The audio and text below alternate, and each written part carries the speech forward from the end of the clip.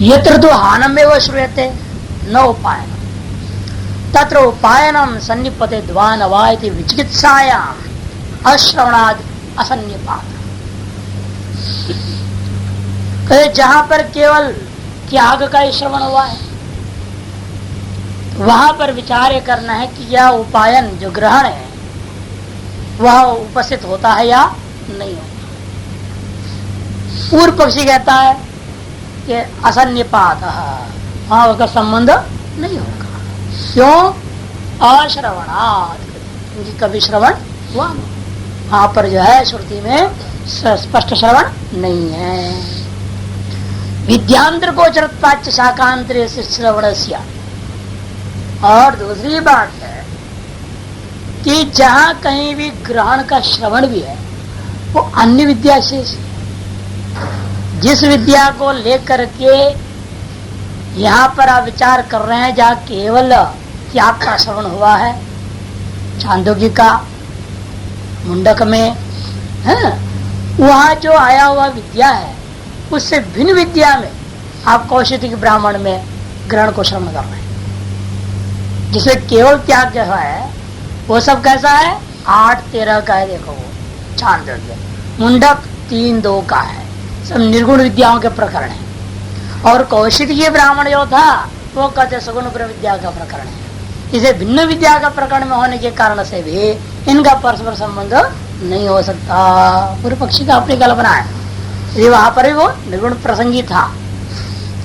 विद्यांतर गोचरत्वाच्च शाखांतरीय श्रवणस्य अपिच आत्मकर्तृकम सुकृत दुष्कृतयोर हानम परकर्तृकम तो उपायनम तयोर असति आवश्यक भावे खत्म हानि न उपायनम आक्षेपित। और दूसरी बात, सुकृत और दुष्कृत का त्याग एक व्यक्ति ने अपने तरफ से किया और उसका जो ग्रहण कौन कर रहा है? दूसरा कर रहा है। और इन दोनों के आवश्यक भाव न हो फिर हान और उपायन दोनों का हान के द्वारा उपाग्रहण का आक्षेप नहीं कर सकते। तस्माद असन्निपातो हानौ उपायन। इसलिए त्याग में ग्रहण का संबंध नहीं हो सकता। अस्याम प्राप्तौ पटक्ति। ऐसे पूर्व पक्षी का इस शंका के विषय में प्राप्त होने पर जवाब देते हानौ तो उपायन शब्द शीर्षत्वात् कुशा छंद स्तुति उपगानवत् तदुक्तम। हानौ तो एतस्याम केवलायाम अपि श्रूयमाणायाम हानौ उपायनम सन्निपतितुम अर्हति। कहते हैं केवल उपायन जहाँ केवल हानि मैंने त्याग का कि जहाँ श्रवण हुआ है वहां पर ग्रहण का भी संबंध हो सकता है। क्यों? तच्चेषत्वात्, क्योंकि ग्रहण जो है त्याग का शेष है, संबंधी अंग है, अंगांगी भाव है इनका। कैसे मालूम हुआ? हान शब्द शेषो ही उपायन शब्द समधिगतः कौशिकी रहस्य है। कौशिकी ब्राह्मणोपनिषद में जो त्याग का ही शेष रूपेण ग्रहण को पाठ किया गया, वहां से हम ग्रहण कर लिया अवश्यम भाविता को। हान और हमने त्याग और ग्रहण का परस्पर अवश्यम भाविता को हम कौशिकी ब्राह्मण में ग्रहण कर लेंगे। और जहाँ केवल हमें एक चीज दिख रहा है वहां दूसरे का अनुमान से भी सिद्ध कर सकते। यही तो होता है, आप वन्नी और धूम को एक जगह देख लिए, लेकिन जहाँ दोनों दिखेगा वहीं आप उसको मानोगे क्या? फिर अनुमान का प्रसंग कहाँ रह गया? अनुमान प्रकरण ही व्यर्थ हो जाएगा, अनुमान प्रमाण ही व्यर्थ हो जाएगा। नियम यही होता है, एक जगह उसकी व्याप्ति आप ग्रहण कर लिया बारंबार, उस व्याप्ति के आधार पर अन्यत्र जहाँ पर हेतु दर्शन हो जाए वहां साध्य का अनुमान कर लेते हैं। उसी प्रकार हमें हान और ग्रहण दोनों को हमने कहा देखा, कौशिकी के ब्राह्मण में उसकी व्याप्ति ग्रहण कर लिया। ग्रहण हान पूर्वकम यद्यद ग्रहणम तत्त हान पूर्वकम, ऐसे ग्रहण कर लिया। तीसरे जो हान है वह ग्रहण परम, यद्यद हानम तत्त ग्रहण परकम, ऐसे भी जो त्याग होगा वो उत्तर काल में ग्रहण उसका अवश्य ही किसी न किसी प्रकार से होगा ही। ऐसे व्याप्ति बना लीजिए और यह हान का दर्शन हुआ छांदोग्यादि में, इसलिए ग्रहण का भी ग्रहण प्रकत्व सिद्ध हो जाएगा। इसे कहते हैं कौशिकी की रस में हान शब्द का शेषत्वेन अंगत्वेन उपायन शब्द को सम्यक प्रकार से पठित होने से ज्ञात हो रहा है। तस्मात् अन्यत्र केवल हान शब्द श्रवणे अपि उपायन अनुवृत्ति है। इसलिए जहाँ केवल त्याग का परक शब्दावली को श्रवण कर रहे हो वहां पर ग्रहण शब्दावलियों को भी संबंध जोड़ लिया जाएगा। अब एक एक पूर्व पक्ष का जवाब देंगे ना, उसने जो जो कहा सिद्धांत बता दिए। यदुक्तम अश्रवणात् विद्यांतर गोचरत्वात् अनावश्यकत्वाच्च असन्निपाति, तीन हेतु दिया था। अश्रवणा सबसे पहला हेतु, दूसरा हेतु भिन्न भिन्न विद्या का विषय है ये, तीसरा जो है परस्पर अवश्यम भाव माने व्याप्ति इनका नहीं है। तदुच्यते भवेद ऐसा व्यवस्थोक्तिर यदि अनुष्ठिम किंचित अन्यत्र श्रुतम अन्यत्र निषेध। कहते ये सारी बात आपका जो कहना है ये वहां हो सकता है व्यवस्था, भवेद ऐसा व्यवस्था। कहा व्यवस्थोक्तिर यदि अनुष्ठेय किंचित, यदि अनुष्ठेय पदार्थ को एक जगह से दूसरी जगह ले जा रहे हो तो यहाँ कुछ भी अनुष्ठेय नहीं है। क्योंकि जो है यदि एक स्थान से मैं अश्रुत को दूसरे अश्रुत होने के कारण से दूसरे स्थान में श्रुत को अनुष्ठेय पदार्थ को ले आते हो तब तो आपके कहना ठीक है, ऐसा नहीं ला सकते हो। अतिदेश करने का पीछे भी हमारे यहाँ कई नियम है, उन नियमावली के अंतर्गत है प्रकृति विकृति कर्तव्य है ना। प्रकृति विकृति आप सिद्ध करो, ये अमुक याग प्रकृति है, उसका यह याग विकृति है, ये तय करना पड़ेगा ना। या तो पाक संस्थाक होने से या हवि संस्थाक होने से पुष्प संस्थाक होने से कोई नहीं प्रक्रिया अपनाना पड़ेगा आपको, प्रकृति विकृति तय करनी पड़ेगी। और उसके बाद ही कह सकते हैं प्रकृतिवत विकृति कर्तव्य के आधार पर अमुक प्रकृति में रहने वाले शेष को अंग को अन्यत्र ले जा रहा हूँ विकृति में, ये तब संभव है कोई अनुष्ठेय पदार्थ हो। तब आप कह सकते हैं अश्रवणात् विद्यांतर अभाव विद्यांतर विषयत्वात् या क्या है अनावश्यक आवश्यक नहीं, व्याप्ति नहीं, व्याप्त भाव अव्याप्त भावत्वात् इत्यादि हेतुओं से आप खंडन कर सकते हो। लेकिन यहाँ ऐसा नहीं है। न तो यह हानम उपायनम व अनुष्ठेयत्वेन संकीर्त्यते, किंतु यह न हान न उपायन दोनों के दोनों पदार्थों को अनुष्ठेय रूपेण कथन हुआ ही नहीं है। फिर क्या यहाँ विद्या स्तुत्यर्थम त्वनयोः संकीर्तनम, एक ब्रह्म विद्या का स्तुति करने के लिए वास्तव में कथन किया है, इसलिए इसमें आग्रह नहीं होना चाहिए। इसने जो गड़बड़ किया तो उसका पाप ले रहा है, उसका पुण्य उसके पास जाएगा, अन्य के किया हुआ अन्य के पास जा ही नहीं सकता है। ये कहा जाता है उसे सेवा क्यों, सेवा से उसको पुण्य हो गया। अब ये नहीं कि ब्रह्म ज्ञान के शरीर में प्रारंभ कर्मशात विद्वान पुण्य उसको मिल रहा है, ऐसा नहीं है। उसने सेवा की है, श्रद्धा रख रहा है, उसी का लाभ उसको मिलेगा। अब इसने जो पाप किया है, विद्रोह किया, द्वेष किया, आरोप अलग लगाता रहा झूठा, तो उसे खुद के पाप से वो परेशान रहेगा, यानी कि इसके पाप उसके पास चला गया। ऐसी बात नहीं। किसी का किया हुआ चीज किसी के पास चले जाने लग जाए, किसी का क्या वो कोई लेने लग जाए, लोग कहते ना गुरुजी ने ले लिया अपने ऊपर उसके सारे कर्मों को, ऐसा नहीं हो सकता है। योगी लोग भी दूसरे का कर्म को नाश कैसे करते हैं, उसकी प्रक्रिया ही अलग है। इसका देख उसने उनके कर्म को अपने ऊपर ले लिया, ऐसा अर्थ नहीं हो सकता। किसी का कर्म को कोई ले नहीं सकता है। आप प्रतिबंधित कर सकते, आप अपने सामर्थ्य से योग्यता है तो भाई उस जब प्रारंभ कर्म फल जब देना होता था उस समय न दे, थोड़ा देरी से दे, वो अगला जन्म में दे दे, टलका सकते। सामर्थ्य योगियों के पास सिद्धियां हैं, वो ईश्वर से अपनी बातचीत करते हैं ना, वो ऐसे लोग बोलते हैं व्यवस्था कर लेंगे, कहेंगे ईश्वर को भाई ये हमारा भगत है, इसका पापों को अगले जन्म में कटवाना, इस जन्म में जो है रहने दो इसको, नहीं तो हमको परेशान करेगा, पीछा पड़े रहेगा। इसलिए जो है ये अपना मस्त है, हम अपना मस्त हैं, इसलिए इसके जितने पाप है उसको अगले जन्म के टाल दो। सिफारिश कर सकता है योगी, तो ले नहीं सकता है।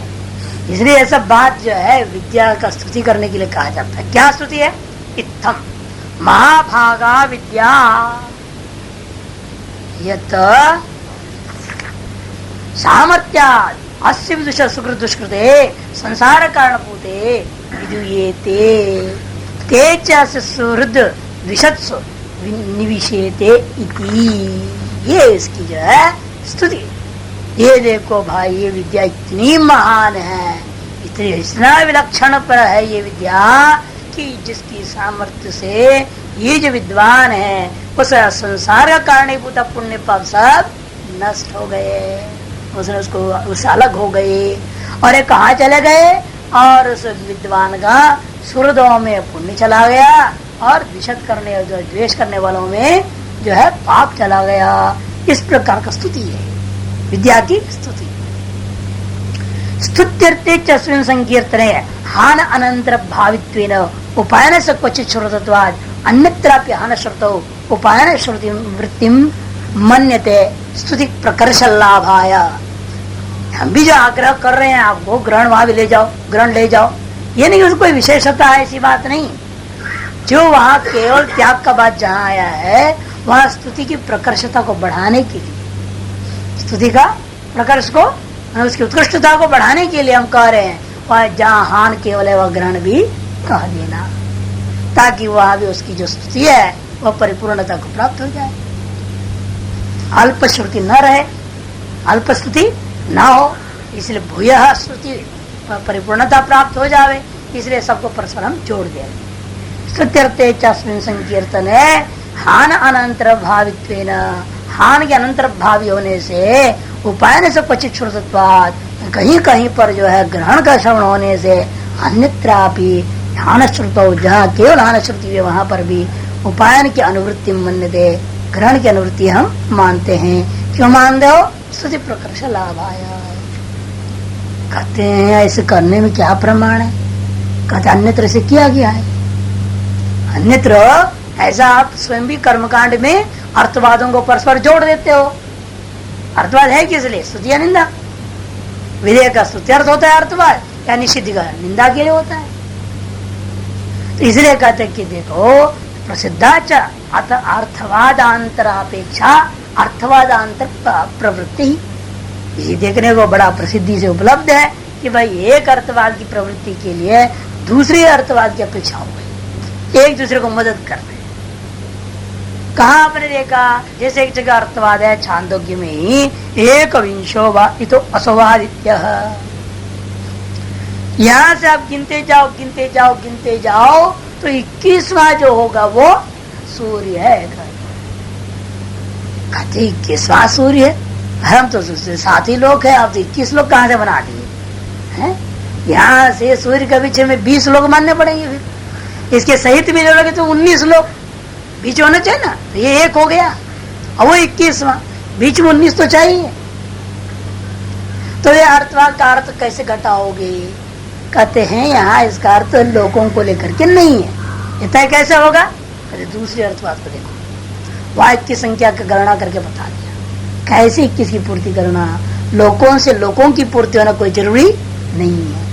ये तो गति का संबंध में आया हुआ अर्थवाद है, गति का संबंध में आया हुआ 21वां स्टेशन वो पड़ेगा बोल दिए। जब यहाँ से जाओगे तो सूर्य में जब पहुंचे हिरण्यगर्भ में पहुंचोगे, हिरण्यगर्भ उपासक है, वो हिरण्यगर्भ को प्राप्त करना चाह रहा है, जब वहां पहुंचेगा वो 21वां स्टेशन होगा। अब बीच में जो स्टेशन कितने हैं? 19, और ये एक खुद का मिला के 20। ये कौन कौन है वो? तो उसके लिए दूसरा देखना पड़ता है अर्थवाद।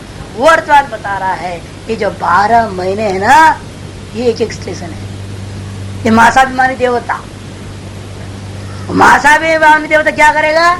पंच ऋतुभिमानी देवता को दे देगा। ये तो है ना उत्तरायण मार्ग का, इसलिए 12 वो देवता है ना, वो 12 देवता एक स्टेशन समझ, 12 वो हो गया, 12 और 5 ऋतु, 12 5 17 हो गया, और त्रय ईमेल होगा। अब लोग 3 ही बस पूर्व स्व वाली, तो 17 और 3 20 हो गए। 21वां असौवादित्य कविंशित्य तस्मिन्।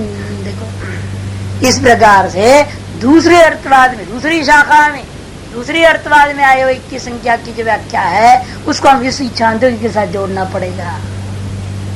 इत्यमाशो कथम ही यह एकविंशतादि आदित्यस्य अभिधीयता अनपेक्षमाणे अर्थवादांतरे।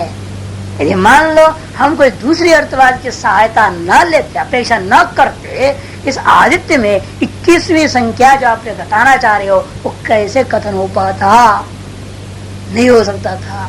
इसलिए सिद्ध हो गया एक अर्थवाद के लिए की व्याख्या अर्थ निर्णय करने हेतु दूसरे अर्थवाद की सहायता लिया जा सकता है। द्वादशमासा पंचरतवः त्रय इमे लोका असावादित्य एकविंशति तस्मिन्। तथा इसे एक और दृष्टांत देते हैं। दृष्टभौ भवतः सेन्द्रियत्वाय कर्मकांड में, तो दृष्टभौ भवतः सेन्द्रियत्वाय कह दिया।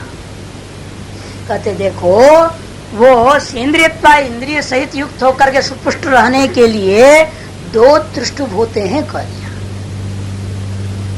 अब इसका मतलब क्या है? आप सेंद्रिय होने के लिए 2 दृष्टुभ होते हैं। वो अब यजमान जो है सेंद्रिय होने के लिए 2 दृष्टुभ है। करो भी नहीं, 2 दृष्ट पाठ करो ऐसे कुछ नहीं बोल रहे ना, क्योंकि शब्दावली देखेंगे इतना ही वहां पर दृष्टुभौ भवतः, भवतः प्रयोग करते होते हैं, सेंद्रियत्व इंद्रिय सहित होने के लिए 2 दृष्टुभ होते हैं कह दिया।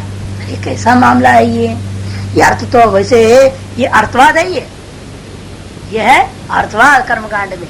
उस अर्थवाद के अर्थ निर्णय नहीं कर पा रहे हम, तब दूसरी अर्थवाद में जाइए। त्योम आदिवादेशो इंद्रियम वही दृष्ट कह दिया। और इंद्रिया कितना है? 11 है ना, और दृष्टो में भी 11 अक्षर माननी पड़ेगी। वही कह रहे कि देखो हमें क्या करना पड़ा, इत्यम आदि अर्थवादांतर अपेक्षा दृश्यते, इत्यादि स्थलों में हमें अर्थवादांतर की अपेक्षा होती है, क्योंकि दृष्टुप छंद में 11 अक्षर होते हैं और आपके पास इंद्रियां कितनी होती हैं? 11 इंद्रियां होते हैं। तो संख्या कर सादृश्यता को लेकर कर दिया इंद्रिय दृष्टुप है। और जो व्यक्ति अपने जब सभी को इंद्रिया उपलब्ध है ही है, सेंद्रिय है ही है, वो ऋत्विक जो यजमान होगा। या अंधा काना लूला लंगड़ा पंगड़ा होता तो कर्म के अधिकारी ही नहीं है। जो कर्म कर रहा है वो सेंद्रियत्व है, फिर सेंद्रियत्व क्यों बोल रहे हो? इसे कहते हैं भाई ठीक है, दृष्टुभ का छंद को 2 बार पाठ करने से विद्यमान को और पुष्टिकरण हो जाता है।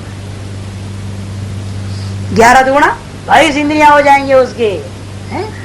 का तात्पर्य है वो 11 इंद्र 22 इंद्र के जैसे बलवान हो जाएगा, हृष्ट पुष्ट रहेगा। इस तरह स्तुति के लिए आया सारी बातें। अब वो स्तुति एक स्तुति में एक अर्थवाद वाक्य का अर्थ को जब आप नहीं कर पाए तो आपको क्या करना पड़ा? दूसरी शाखा की दूसरी विद्या में कहीं आया हुआ अर्थवाद वाक्य को जोड़ देना पड़ा। उसी पर हम यहाँ भी कर रहे हैं। विद्या सुत्यर्थत्वाच्च अस्य उपायनवादस्य कथम अन्यदीये सुकृत दुष्कृते अन्य रूपेयते इति नातीव अभिनिवेष्टव्यम्। ये दुराग्रह करने की कोई जरूरत नहीं है आपको। अरे दूसरे का कर्म कैसा दूसरा ले लेगा, जो कर्म सिद्धांत के विरुद्ध है, ये बिल्कुल गलत है सब वाक्य।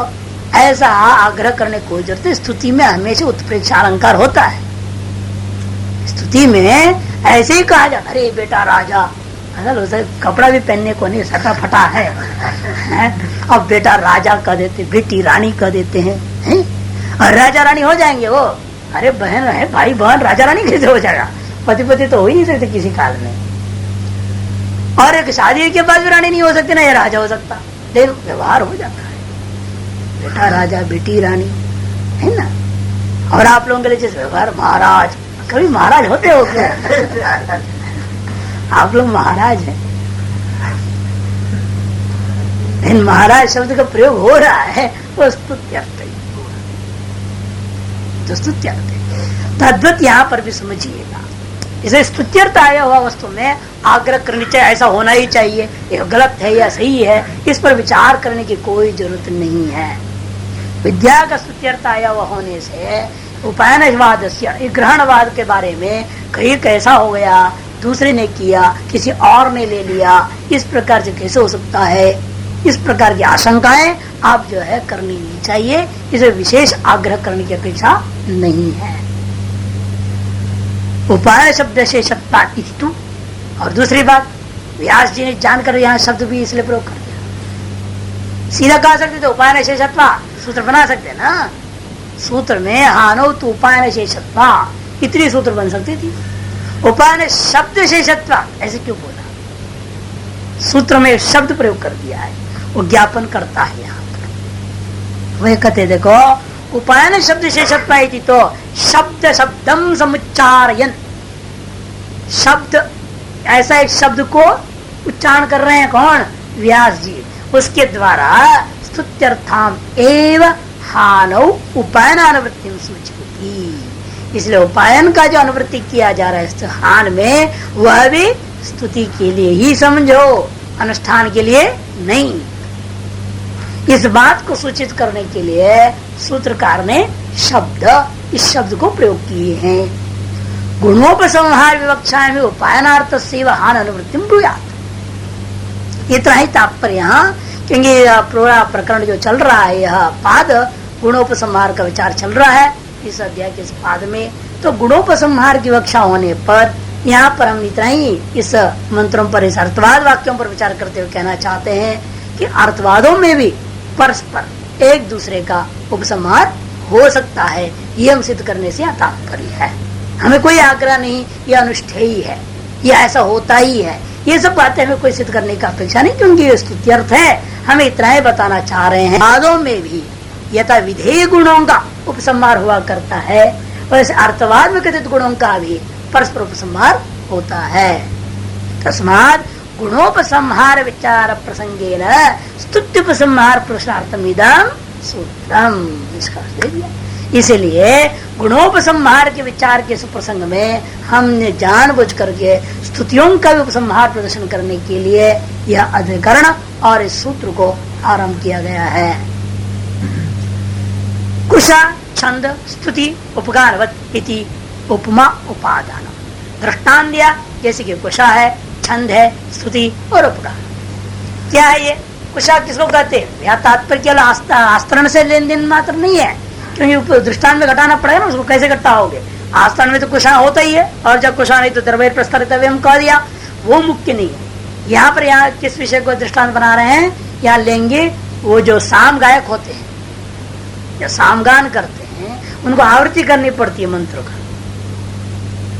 जैसा 3 ही मंत्र है, उसको त्रिवृत करण करना है, 9 बार पाठ करना है, 3 को 9 करनी है, तो कैसे करेंगे? वो विधि तो है, लेकिन विधि में अनुष्ठान करते वक्त तो कहीं भूल ना हो जाए, इसलिए वो 9 द्रव्य का टुकड़ा रखेंगे, गणना के लिए रखा हुआ है, उसका नाम कुशा है। उसे भी क्या करते हैं? एक में ऊपर धागा बांध देते हैं, छोटा धागा लाल, बीच की एक में पीछे बांध देते हैं, एक में नीचे बांध देते हैं, जो क्रम से रख देते हैं।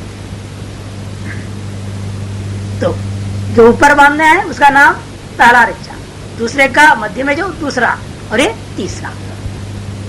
किंवा नियम है 1 2 3, फिर आगे क्या करना है? 2 3 1 लेना पड़ेगा, 2 3 1 लेना पड़ेगा, फिर 3 2 1 लेकर के 9 पूरी करनी पड़ती है। वो पहचानेंगे कैसे? उसके लिए बना करके उसको ऐसे रख लिया जाता है। ये पाठ हुआ तो देखते रहेगा, अब हमें दूसरी रचा को पहले पाठ करना है, उसके तीसरी इच्छा पाठ करना, नीचे है ना वो धागा, उसको देखता है, अरे हाँ तीसरी इच्छा करनी है हमें, अभी उसे पुनः प्रथम ऋचा में जाना है। ऐसे करके उनको पहचान होने और कोई भूल ना हो, गलती नहीं होगी।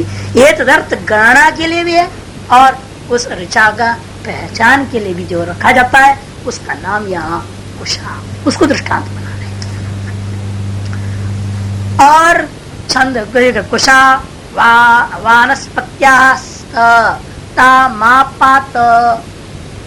तद यथा भल्लवी नाम, भल्लवी शाखा के ऋषि के द्वारा जो प्रारब्ध शाखा उन शिष्यों को पढ़ा भल्लवी शाखा है, उसमें पाठ है कुशा वानस्पत्यास्थ भो कुशाहा, आप तो वनस्पतियों से पैदा किए गए हो, आप लोग जो है हमारी रक्षा करे, हमसे भूल चूक न होवे, ऐसा हमारे पर कृपा करे, इस तरह से उसकी जब प्रार्थना करता है तो स्तुति है ना ये भी।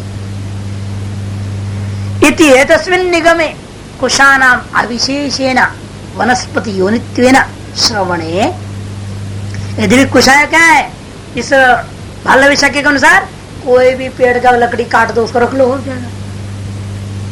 कुशार भी घास को लेना जरूरी नहीं, या उदुम्बर पेड़ का लेना जरूरी नहीं, आम का भी ले सकते थे, किसी का भी ले सकते, वनस्पति है ना सब। औषधि का नहीं ले सकते, वनस्पति का ले सकते, कि वानस्पत्याहा बोला है। सामान्य रूपेण ज्ञान हो रहा है वनस्पति, किसी भी पेड़ का डाली को काट दो और 9 टुकड़ा बना के रख लो। 15 है तो पंचविंश स्तोम करनी तो 15, 17 एकविंशति तो 21, जितनी जरूरत है उतने टुकड़े बना कर मैं किसी भी पेड़ का ले सकता हूँ। ऐसा प्राप्त हुआ, कहते नहीं, किसी भी पेड़ का लाओगे तो अपूर्व सिद्ध नहीं होगा। किसे करना, जब शाठ्यायनी शाखा को देखा वहां उन्होंने क्या कहा, शाठ्यानाम औदुम्बराः कुशाः इति विशेष वचनात् औदुम्बरीः कुशा एव आश्रयन्ते।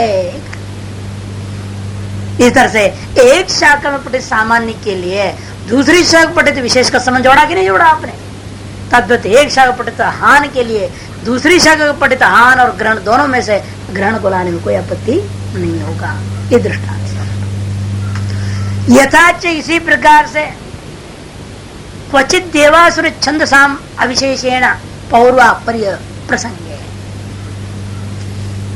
छंदों में भी 2 प्रकार के होते हैं, एक दैव छंद, एक आसुर छंद। छंदों में भी विभाग कर दिया, अमुक छंदों का पाठ करो तो श्रेष्ठ छंद है, सात्विक छंद है ही नहीं। भगवान ने भी कहा छंदों में कौन से छंद है भगवान, हाँ गायत्री छंद है ये, छंदों में हमें गायत्री छंद बोल दिया। हाँ तो कहते कि भाई अब वो इसी प्रकार से जाओ, उसको श्रेष्ठ छंद हो गया ना, वो विभूतियों में ले लिया। नहीं अनुष्टुप बोला भाई, हाँ अनुष्टुप है, गायत्री नहीं। वेद नाम समवेदोस्मि, छंदों में अनुष्टुप छंद बोलते भगवान। इसलिए भंडारों वगैरह में गाने के लिए मना करते ना, झूठे मुंह से अनुष्टुप छंद नहीं गानी चाहिए, भोजन खाते जैसे अनुष्टुप छंद नहीं गाना चाहिए बोल के भंडार में निषेध इसलिए किया। छंदों में अनुष्टुप कहा गया नहीं, अनुष्टुप ही है, आप देख लो, सही सही देख लो, अनुष्टुप है, देख लेना। तो क्यों इसलिए निषेध भी है, वो जो पाठ करते हैं उसे निषेध इसी वजह से। और कहते कि देखो सभी इस तरह दैव छंद भी और आसुर छंद, दैव छंद और आसुर छंद। उन छंदों में भी पौर्वापरि प्रसंग है, कोई निर्णय तो हो नहीं रहा था विशेषण। तब दूसरी शाखा ने कहा नहीं, देव छंदांसी पूर्वाणी, देव छंदों को पहले पाठ करो, बाद में आसुरी छंद के कोई पदार्थ हो तो उसको बाद में पाठ करना चाहिए। ऐसा पौर्वापरि का निर्णय जब नहीं था, सर्वसामान्य था कि विधि क्या थी, छंदो भी स्तुवते, इतना ही था, छंदो भी स्तुवते सामान्य विधि है। किसी भी छंद को हम पहले कर सकते हैं, आसुरी छंद की पाठ पहले कर लो, बाद में दैवी छंद का पाठ कर सकता हूँ, मर्जी अपनी है। तो कोई भी छंद जब पाठ करने की प्रसक्ति हुई तो दूसरी शाखा ने कहा कि नहीं, देव छंदांसी पूर्वाणी कर दिया। अब क्या है, एक शाखा में सामान्य पठित छंदो अधीत है, छंदो भी स्तुवते, उसके लिए विशेष दूसरी शाखा में पठित तो जोड़ करके हमने समन्वय कर दिया। अच्छा ये कहा था, ये पैंगी आमनानाथ प्रतीयते, पैंगी ब्राह्मण में वो विशेष कथन हुआ था। यथाच इसी प्रकार से षोडशी स्तोत्र केशांचित काल अविशेष प्राप्त समया द्विजिदे सूर्य यदि आर्च श्रुत है काल विशेष प्रतिपत्ति। किसी शाखा में षोडशी स्तोत्र का पाठ करने का काल के बारे में कोई निर्णय नहीं दिया। अत्रात्रे षोडशनम गृह्णाति, षोडशी नामक एक स्तोत्र भी है, षोडशी नामक पात्र भी है, और यहाँ स्तोत्र से तात्पर्य है षोडशी स्तोत्र का पाठ करना चाहिए, लेकिन कब करना चाहिए ये निर्णय नहीं दिया। लेकिन अब दूसरी शाखा में देखा तो वहां निर्णय दे दिया, जब सूर्य आधा अस्त हो गया हो तब पाठ करना चाहिए। समया अध्युषिते सूर्य, आधा डूबा हुआ, आधा दिखाई दे रहा है सूर्य, आधा डूब गया है, ऐसा आधा डूबा हुआ आधा अस्त को प्राप्त हुआ सूर्य जब रहेगा उस काल में ही षोडशी स्तोत्र का पाठ करना चाहिए। ऐसे काल विषय निर्णय हुआ कि नहीं हुआ? उनका परस्पर अपने संबंध भिन्न भिन्न शाखा में है, भिन्न विद्याओं में रहते हुए भी उनका संबंध जैसा आप कर्म कांड में करते हो वैसा हम यहाँ कर रहे हैं। एक और यथैव च अविशेषेण उपगानम केचित् समामनन्ते विशेषेण बालवीनः, ऋत्विज उपगायन्ति कर दिया, ऋत्विक लोग उपगान करना चाहिए कह दिया। तब कहते कि नहीं नहीं भाई ना अध्वरी उपगायती, दूसरे शाखा वाले ने कहा बालवी शाखा वाले नहीं नहीं अध्वरी हो और उसके जो शिष्य लोग हैं 4 3 कुल मिला के 4 है वो लोग पाठ न करें। और वे न होता उपगायती, होता उद्गान न करें, न ब्रह्मा उद्गायती, और कौन बचा? उद्गाता उद्गायती, सो तो बच गया। अतः केवल उद्गात्रिगण ही शाम का उद्गान करते हैं, अध्वरी आदिगण इसे शाम का उद्गान नहीं कर सकते। इन्होंने कैसे हुआ? जबकि एक शाखा वाले तो सीधा साधा बोल दिया ऋत्विक लोग उपगान करें, ऋत्विक में जो सब के सब 16 आ गए, सभी मिलकर के गान करनी चाहिए उनके अनुसार। तब अन्य श्रुतियों में जो निषेध पर कथन हुआ है अध्वरी आदियों को, उसके साथ संबंध जोड़कर निर्णय लिया आपने, नहीं जो उद्गात्रगण है वे ही उपसामों का उपगान करते हैं, अन्य नहीं। उसी प्रकार यहाँ पर भी कर लो। श्रुत्यंत्र कृतम विशेषम श्रुत्यंत्रे अनुगच्छत सर्वत्र विकल्प। अरे श्रुत्यंत्र कृत विशेष को श्रुत्यंत्र में जहाँ सामान्य वहां यदि स्वीकार नहीं करोगे सर्वत्र समस्या क्या खड़ी होगी? विकल्प खड़ा होने लगेगा।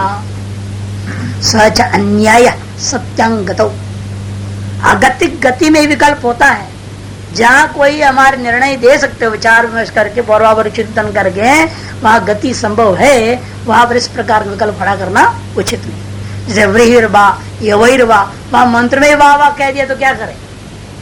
वाह करके मंत्र में ही विधि वेद में ही विकल्प वाचक शब्द आ गया।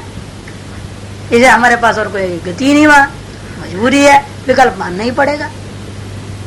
भले वहां पर अष्टक दोष आ जाता है, जो भी दोष होगा सबको झेलना पड़ेगा। इसलिए कहते हैं कि वहां जहां गति संभव है वहां विकल्प को स्वीकार करना उचित नहीं होता। तदुक्तम द्वादश लक्षण्याम, इस बात को आप स्वयं जैमिनी क्या द्वादश लक्षणी में, जैमिनी का दर्शन मीमांसा दर्शन में द्वादश लक्षणी भी उसको बोलते हैं क्योंकि 12 अध्यायों में है, इसलिए उसको द्वादश लक्षणी कहा जाता है। उसमें भी आपने स्वयं सूत्र बनाया है, अपिच वाक्य शेषत्वाद इतर परिदास स्यात् प्रतिषेधे विकल्प स्यात्। नए को लेकर विचार हुआ, नए होता नए नए समास होता है। अपुत्र जैसे बोल दिया, अपुत्र का मतलब क्या? पुत्र से बिन पुत्र के सदृश कोई पैदा हो रखा है लड़की, यह अर्थ लेना है, या पुत्र पैदा ही नहीं हुआ या संतान ही नहीं हुआ, यह अर्थ करना है। क्या अर्थ करो? तो प्रसंग बनने में ना आप निर्णय नहीं दे सकते ना, मैं आगे पीछे वाक्य बोला ही नहीं हूँ ना, केवल पुत्र शब्द बोल रहा हूँ, इसलिए आप वह शब्दार्थ निर्णय नहीं कर सकते। जब पूरा प्रसंग को देखेंगे तभी वहां पर आप पुत्र में पूर्वदास मानना है या प्रतिषेध मानना है। ऐसा एक प्रसंग को उठाया है जैमिनी ने वहां और निर्णय दिया, यह प्रतिषेध मानोगे तो विकल्प हो जाएगा, इसे प्रतिषेध पक्ष नहीं लेना, किंतु यहाँ पूर्वदास पक्ष लेना चाहिए ताकि हम विकल्प से बच सकेंगे। जब पूर्वदास के द्वारा वाक्यार्थ गति संभव है तो प्रतिषेध के विकल्प को स्थापित करना उचित नहीं है, ऐसे स्वयं आपकी मीमांसाकार ने कहा है। अपितु वाक्य शेषत्वा इतर पूर्वदास, यह प्रसंग दीक्षितो न ददाती वो दृष्टांत है। यह दृष्टांत ही है, दीक्षितो न ददाती न जुहोती न पचती, ये प्रयोग हुआ। ये न कर क्या करना? दीक्षितो न ददाती, दीक्षितो न जुहोती, दीक्षितो न पचती। यज्ञ में यज्ञ करने के लिए कोई यजमान जब दीक्षित हो गया, हम कर्म कांड के लिए संकल्प करके स्वीकार कर गया, मैं अब ये कर्म के समस्त नियमों को पालन करूंगा, उस व्रत का नियम उसके लिए, तो जब वो जैसे यज्ञ में दीक्षित हो जाता है, दीक्षणीय इष्टि होती है, इसमें अध्वर्यु यजमान को दीक्षित करता है। ये वो दीक्षा नहीं, संन्यास दीक्षा मंत्र दीक्षा वाला नहीं है, ये कर्म के लिए जो है वो संकल्प में बंध जाता है कि मैं कर्म करूंगा, आप मेरे लिए कर्म करेंगे। ऐसे आपस में एक कॉन्ट्रैक्ट होता है, समझौता होता है पंडित का यजमान के साथ। उस दिन बैठ करके तो उसको दीक्षित कहते हैं। अब जब वो दीक्षित संपन्न हो जाता है तो वो यजमान दीक्षित हो गया। वह दीक्षित यजमान क्या करे? दीक्षितो न ददाती, वो कभी दान नहीं देनी चाहिए।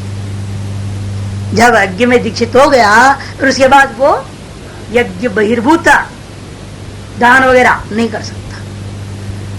इसलिए आता है ना वह कहानी जो है भगवान जो भागवत में भगवान भेजे बलराम वर्ग जाओ भाई भिक्षा ले आओ, और यज्ञ में सब बैठे थे पंडित लोग, अगर नहीं हम तो न ददाती, कहा है ना श्रुति, हम तो दे नहीं सकते और तुम लोग भी नहीं जाओगे। बोला तुम लोग रो गए, तुम लोग कैसे जाओगे, तुम लोग भी दीक्षित हो, दीक्षित का पत्री भी दीक्षित ही है, तुम लोग भी मत जाओ। बोला अब अपने कर्म जड़ बुद्धि वाले थे, वो समझ नहीं पाए कौन आया कौन मांग रहा है क्या है, लेकिन वो भक्ति से विशुद्ध अंतःकरण वाले वो भागी सब सामान लेकर के खाना पीना लेकर के वहां।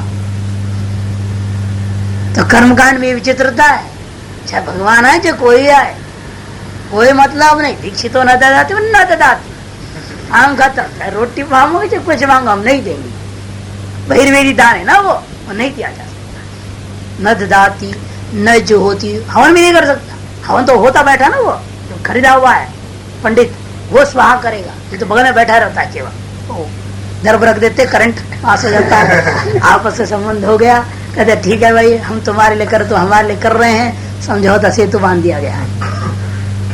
और पतिवती या उत्तर भारत में बड़ी विचित्र है। और उत्तर भारत में क्या करते हैं, पत्नी अपनी साड़ी में गांठ बांध देती तौलिया का, है ना, देखा है आपने? हाँ। और वो जब भी इधर उधर जाएगी तो तौलिया लेके चली जाएगी, और जब आए कि बैठेगी तो तौलिया को उस आदमी के ऊपर डाल देगी, पति के ऊपर डाल देगी, और वो इस तरह से करंट हो गया तार हो गया। और शास्त्रों में तो दर्भ का बताया, अब एक नई पद्धति चालू हो रखा है। तो जो भी है मैंने संबंध तो मानना पड़ रहा है ना, फिर भी चाहे जैसे भी करो, कपड़े से करो चाहे जैसे भी करो, उसके बिना जो है वो संबंध के बिना कर्म का फल नहीं मिलने वाला। तो न जो होती न ददाती न पचती, उसमें पकाएगा भी नहीं, पत्नी पकाएगी वही खिलाएगी सबको और खुद को इसको, और उसमें कोई भी चीज पकाने में नहीं लगेगा। तो यहाँ पर नए का अर्थ क्या करना, ये प्रसंग जब हुआ तो वहां पर जो है कहा वाक अपितु वाक विशेषत्वात् इतर पर्युदास, इतर पर्युदास स्यात्, इतर को आप पर्युदास करनी चाहिए। इस वाक्य से इतर दीक्षित से जो इतर है, इतर कौन होगा, दीक्षित से जो भिन्न है उनका पर्युदास कर दिया। दीक्षित से भिन्न को पर्युदास किया जा रहा है, दीक्षित को छोड़कर जो दूसरे से भिन्न है वो ददाती कर दो। दीक्षित तो न ददाती का मतलब क्या है, दीक्षित नहीं देगा, कतल नहीं देगा, ऐसा करना नहीं, फिर दूसरा देगा, अधिकार कहां से मिलेगा? दूसरा दे सकता है, यह अधिकार नहीं मिलेगा। इसे दीक्षित से भिन्न, दीक्षित के सदृश जो अन्य है, इतर है, वो ददाती। निर्णय कैसे होता है इस पर्युदास का और प्रतिषेध का, उसके लिए भी उन्होंने कारिका बनाई उसी जगह पर, श्लोक वार्तिक। प्रतिषेध सविज्ञेय क्रिया सह यत्र नहीं, पर्युदास सविज्ञेयो यत्र उत्तर पदे नहीं। प्रतिषेध वहां माननी चाहिए जब वाक्यार्थ निर्णय करने में उस नए का क्रियावाचक पद के साथ संबंध जोड़ते हो, तो क्रियावाचक पद के साथ संबंध जोड़ेगा तब क्या होगा, वहां नए प्रतिषेध परक हो जाएगा। और पर्युदास सविज्ञेय यत्र उत्तर पदे नहीं, जहाँ पूर्वोत्तर में जहाँ जो उत्तर पद रहेगा उसके साथ नए का अन्वय होता हो, नए का अर्थ अन्वय होता है, क्रिया के साथ संबंध नहीं होता है, वहां पर्युदास मानना। इसलिए हम यहाँ क्या करेंगे, ददाती के साथ नए का अन्वय नहीं करना है, ज्योति के साथ भी नहीं करना है, और पचती के साथ भी नहीं करना है। क्रिया के साथ नए का अन्वय करने पर क्या होता है, विकल्प खड़ा हो जाएगा, वह न करके। इसलिए उत्तर पद कौन है, दीक्षिता, उसके साथ अन्वय किया है। न दीक्षित ददाती, न दीक्षित ऐसा कर दो, दीक्षित नहीं देता, क्रिया के साथ नहीं देता नहीं जोड़ देना। अर्थ तो देखने में ऐसा लग रहा है दीक्षित नहीं देता है, दीक्षित नहीं पचाता है, पकाता है, दीक्षित नहीं हवन करता, ऐसा लगता है। हवन नहीं करता, क्रिया वहां जुड़ रहा है, क्रिया के साथ जुड़ रहा है, लग रहा है, लेकिन अर्थ ऐसा नहीं लेना। दीक्षित से भिन्न, दीक्षित का सदृश जो हो वह ददाती, और नए गायब हो गया। तद भिन्न तद सदृश अर्थ बोध करके नए वहां से लोप हो जाएगा। इस प्रकार से उत्तर पद के साथ जब अन्वय करेंगे तब क्या हो जाएगा कि वहां पर, क्योंकि अनेकों चीज ऐसा ना, यावत जीव अग्निहोत्र जुहुयात, ये उसके सब विरोध हो गया ना। दीक्षितो न ज्योति, और दूसरा कहते हैं यावत जीव अग्निहोत्र जुहुयात, नित्य अग्निहोत्र होम तो उसको करना पड़ेगा। तो कैसे करेगा? जितने दिन तक दीक्षित रहेगा, 10 दिन के, 11 दिन का, 20 दिन का, 5 दिन का, जितने दिन के लिए वो दीक्षित हो रखा है, फिर उतने दिन तक अग्निहोत्र नहीं करेगा क्या? वो करेगा ना। जब करेगा फिर इस श्रुतिगत विरोध हो गया, विरोध से विकल्प खड़ा माननी पड़ेगी। एक क्रिया के साथ वे करके निषेध परक ले लोगे, प्रतिषेध परक ले लोगे, तो एक तो क्रिया करी है, हवन नहीं करेगा, दूसरा कहता है हवन करना, रोज करना है उसे। अब दोनों पर सर विरोध हो गया, तो विकल्प करनी पड़ेगी। जैसे अत्रात्रे षोडशन गृह्णाति नात्रात्रे षोडशन गृह्णाति, परस विरुद्ध विधि है। उदिते ज्योति अनुदिते ज्योति परस विरुद्ध विधियां है, इसलिए विकल्प मानी जाती है। वैसे यहाँ पर भी परसों दोनों का संबंध करता विकल्प खड़ा करना पड़ जाएगा। वह न हो, इस सबको क्या करना है? और जैमिनि जी ने कहा यहाँ प्रतिषेध नहीं मानते, क्रिया के साथ संबंध नहीं जोड़ते, ताकि प्राप्त नित्य क्रिया का बाद यह विकल्प न हो। फिर उन्होंने इसलिए वहां पुरदास को स्वीकार किया। इस प्रकार से प्रथम पक्ष का जवाब पूरा हो गया। तदुत्तम दास लक्षण्या सूत्र की व्याख्या हो गई ना, इस दास लक्षणी में भी बात कहा गया पुरदास मानना चाहिए। तो इस प्रकार से एकत्र विद्यमान को अन्यत्र विद्यमान वस्तु को परस्पर संबंध जोड़ करके उपसंहार करते हैं। विकल्प आदि को निषेध करने के लिए, पुरदास को स्वीकृति करने के लिए भी भिन्न भिन्न स्थल में विद्यमान वस्तुओं को उपसंहार किया गया जैमिनि के द्वारा। कुछ आय दृष्टान्तों में इसी प्रकार से देख रहे हो। अतएव यहाँ पर भी एक जगह श्रुत हान के में दूसरी जो श्रुत जो ग्रहण है उसको उपसंहार करने में कोई दोष नहीं है। भले वह उपसंहार अनुष्ठानार्थ नहीं है, स्तुत्यर्थ ही है। वो स्तुत्यर्थ में क्या हान के द्वारा स्तुति हो गया कह सकते हो? नहीं, स्तुति में जो उत्कर्षता की परिपूर्णता जैसे अन्य में है वैसे यहाँ भी हो जावे, अतएव उत्कर्ष के लिए ही उसको लाना है, ये जो सिद्धांत हुआ। अब दूसरे वर्णक आरंभ करते हैं। दूसरे वर्णक का अधिकरण सार देखिए। विधूननम चालनम स्यात् हानम वा चालनम भवेत् दो धूयन्ते ध्वजाग्राणि इत्यादो चालन दर्शनात् हानमयो भवेद्वाक्य शेषन्योपायन श्रवात् कर्ता न हि प्रत्यक्तम अन्य स्वीकर्तुमर्हति। विधूनन का अर्थ क्या लेना? वह विधूय है ना, विधूय शब्द कते सीधा है, आप उसका अर्थ त्याग करके अर्थ कर दिया, ऐसे कैसे कर देते हो? अरे वी उपसर्ग पूर्वक धुई कंपने धातु है, और कंपने धातु है तो कंपन अर्थ करना, और आप कर देते त्याग। कहां से कहां ले जाते हो? पूर्व पक्षी कहता है सीधा है, विधूनन का अर्थ चालनम। व्याकरण तो पढ़े हो ना, वहां साफ लिखा है धुई कंपने चालनम इत्यर्थः। इसे यहाँ भी वही अर्थ ले लो, हानम वा चालनम भवेत्। इसे जहां कहीं भी हाल में हान अर्थ है ना, शब्द भी प्रयोग हुआ हो उसका व्यर्थ चालन ही कर देना। एक यहाँ के अनुसार वहां भी बदल दो बोलते, वहां के अनुसार यहाँ नहीं करने का, यहाँ के अनुसार वहां करना। इसलिए एकाध जगह पर कहीं आ भी गया हो त्याग परक शब्द, उसको भी आप क्या करें? कंपन परक अर्थ ही ले लें। दृष्टा क्यों? क्योंकि ऐसा प्रयोग भी दो धूयन्ते ध्वजाग्राणी, ध्वज के अग्रभाग बारंबार खूब हिल रहे हैं, खूब हवा से हिल रहा है, लहरा रहा है, आदि को कंपन हो रहा है ना कि नहीं हो रहा है? ऐसा प्रयोग हुआ। इत्यादो चालन दर्शनार्थ, इत्यादि स्थलों में चालन ही देखने को मिलता है। हानमेव भवेद वाक्य शेष है, अन्य उपाय न श्रवणार्थ कहते, लेकिन वाक्य शेष के आधार पर हान ही त्याग ही अर्थ लेना पड़ेगा। क्यों? अन्य का ग्रहण का श्रवण हुआ, यदि कंपन हुआ, चालित है, वो चालित को दूसरा ग्रहण कैसे करेगा?